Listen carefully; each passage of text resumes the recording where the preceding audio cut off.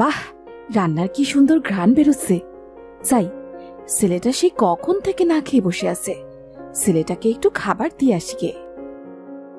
বাড়িতে কেউ আছো? আমি খুব ক্ষুধার্ত।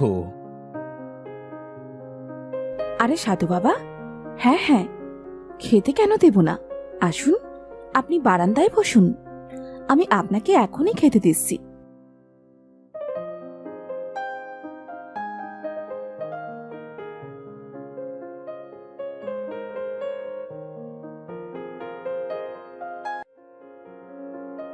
বাহ, তোর হাতের রান্না তো অসাধারণ। অনেক দিন বাদে এমন রান্না খেলাম। আমি তোর উপর খুব খুশি হয়েছি রে মা। বল, তোর কি চাই? না সাধু বাবা, আমার কিছুই চাই না, শুধু দোয়া করবেন যাতে আমার ছেলেটাকে নিয়ে শান্তিতে দুবেলা দুমুঠো খেয়ে পড়ে বাঁচতে পারি। ঠিক আছে মা, তুই কোনো চিন্তা করিস না। যদি তোর কোনো বিপদ হয়, আমি সেদিন ঠিক আসব তোকে সাহায্য করতে। আমি এখন চলি।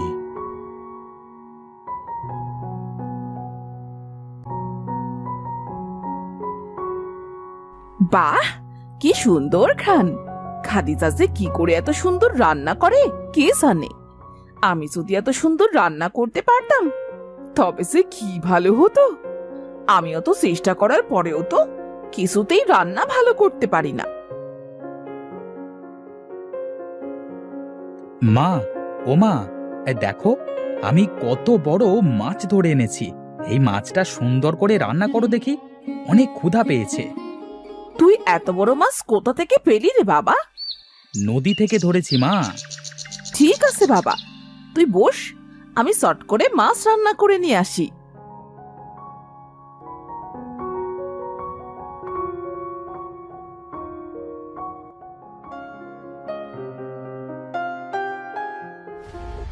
ধের, কি রান্না করেছো মা?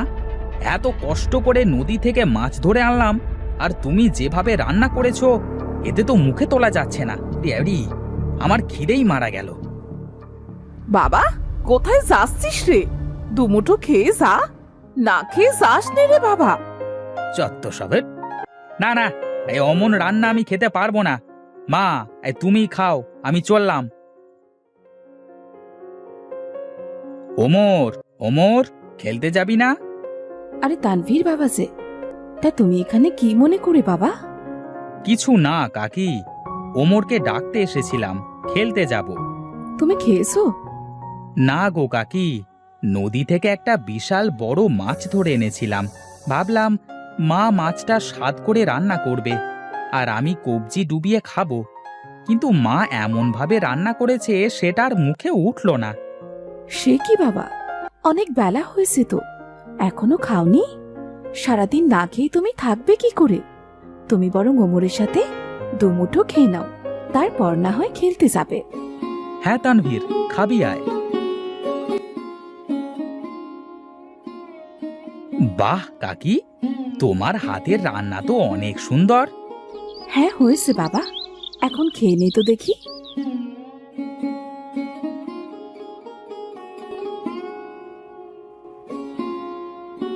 আর মাত্র একদিন বাকি, এর মধ্যে ভালো রাঁধুনি খুঁজে না পেলে আমার গর্দান যাবে।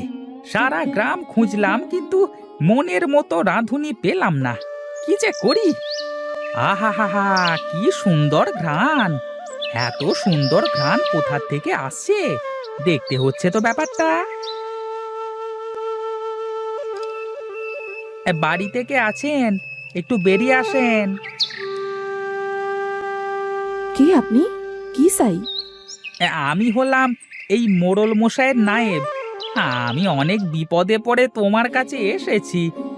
আমার মনে হয় তুমি আমাকে এই বিপদ থেকে রক্ষা করতে পারবে। কি বিপদ? আমাকে বলুন, দেখি আপনাকে কোনো সাহায্য করতে পারি কিনা।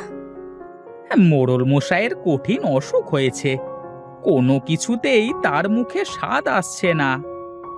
নিন নিন, শুরু করেন মোড়ল মশাই। খেয়ে বলুন তো, নতুন রাঁধুনির রান্নার স্বাদ কেমন? ছি ছি ছি ছি ছি, উয়াক, থু! এমন জঘন্য রান্না আমি আমার বাবার জন্মে কোনোদিন খাইনি। নায়েব, বেয়াদবির একটা সীমা থাকে। এই 3 দিন ধরে তুমি আমাকে এমন বেস্বাদ রান্না খাওয়ালে। 3 দিন সময় দিলাম আমি তোমাকে। এর মধ্যে যদি তুমি কোনো ভালো রাঁধুনি খুঁজে না আনতে পারো তবে তোমার গর্দান যাবে। দাও, এখন দূর হও আমার চোখের সামনে থেকে। আমি তোমার রান্নার ঘ্রাণ পেয়ে তোমার বাড়িতে এসেছি। আমার বিশ্বাস তোমার রান্না মোড়ল মশাইয়ের অনেক পছন্দ হবে। এখন তুমি পারো আমাকে বাঁচাতে। খাদিজা বুবু বলছে কি, তুমি তো মোড়ল মশাই বাড়িতে যাবে রান্না করতে, আমাকে সাথে নিয়ে চলো না। আমি তোমার কাছ থেকে রান্নাটাও শিখে নেব, আর সেই ফাঁকে তোমাকে রান্নার কাজে সাহায্যও করতে পারবো। আচ্ছা ঠিক আছে, তাহলে কাল তোমরা দুজনে মিলে জমিদার বাড়িতে আসো, কেমন? আমি এখন চলি। মনে রেখো, আমার প্রাণ কিন্তু তোমাদের হাতে।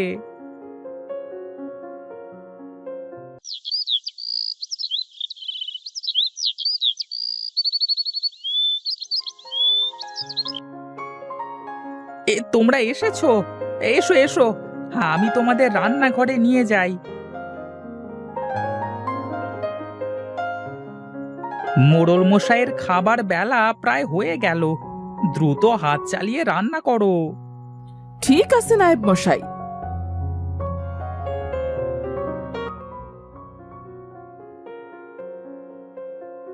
বাহ, কি অসাধারণ স্বাদ! এমন স্বাদের রান্না এই প্রথম খাচ্ছি। নায়েব, এত স্বাদের রান্না কে করেছে শুনি?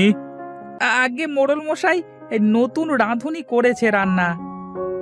যাও যাও, এই রাঁধুনিকে পুরস্কৃত করো, আর আজ থেকে এই রাঁধুনিকে মোটা টাকা বেতন দিয়ে আমার বাড়িতে রেখে দাও।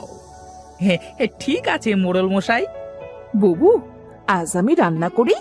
তোমাকে দেখে দেখে আমি তো রান্না শিখেই গেছি। আমাকে একদিন রান্না করতে দাও। আচ্ছা বেশ বুবু, আজ তুমিই রান্না করো। এই তো পেয়েছি সুযোগ।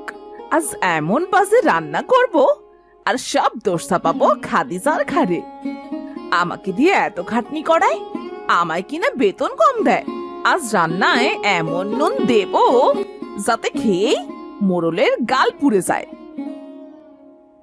ওয়াক, থু! খাবারে এত নুন কে দিল? কে করেছে এই রান্না?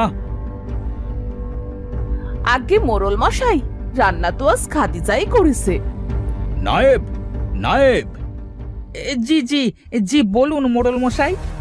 খাদিজাকে এক্ষুনি এই বাড়ি থেকে বের করে দে।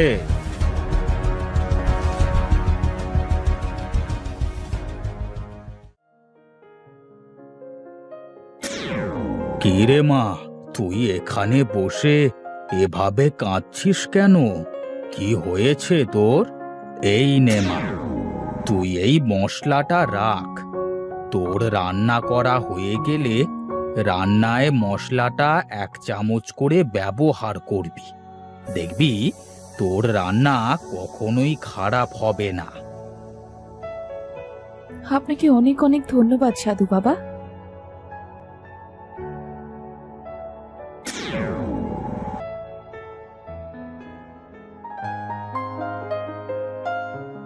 তুমি আবার কেন এসেছো আমার বাড়িতে? যদি কিছু মনে না করেন তাহলে আমার রান্নাটা একটু খেয়ে দেখুন। হ্যাঁ, তাই তো। সেই কখন ধরে রান্নার গন্ধ পাচ্ছিলাম। ঘ্রাণ শুনে তো মনে হচ্ছে তোমার রান্না ভালোই হবে। নিয়ে আসো দেখি। বাহ, কি অপূর্ব স্বাদ! কিন্তু সকালবেলায় তোমার রান্না এত জঘন্য হলো কেন? আপনি এসব কি বলছেন মোড়ল মশাই? সকালে তো পারভিন রান্না করেছে। তাই তো বলি, রান্নার স্বাদ এত খারাপ হলো কেন? পারভিন, এই পারভিন, এদিকে আয়। আগে আগে মোড়ল মশাই। সকালবেলায় কে রান্না করেছিলে? কি হলো, চুপ করে আছিস কেন? বল, কে রান্না করেছিল? সকালবেলা আমি রান্না করেছিলাম, আর ইচ্ছে করে রান্নায় বেশি নুন দিয়েছিলাম, যাতে আমি খাদিজাকে দোষ দিয়ে এই বাড়ি থেকে তাড়িয়ে দিতে পারি। আর আমি নিজে রান্না করতে পারি। কেন? তুই এসব কেন করেছিস? খাদিজা তোর কি ক্ষতি করেছে বল? সারাদিন আমি রান্নাঘরে সব কিছু গুছিয়ে দেই, তারপরও ও আমার থেকে বেশি টাকা পায়, আর রান্নার সব প্রশংসা খাদিজাই পায়। তাই আমি এই কাজ করেছি। আমার ভুল হয়ে গেছে মোড়ল মশাই, আমাকে ক্ষমা করে দিন। তোর এত বড় স্পর্ধা! তুই এক্ষুনি আমার বাড়ি থেকে বের হয়ে যা, আর কোনো দিন আমার সামনে আসবি না। এই জন্যই বলে অতি লোভে তাঁতি নষ্ট।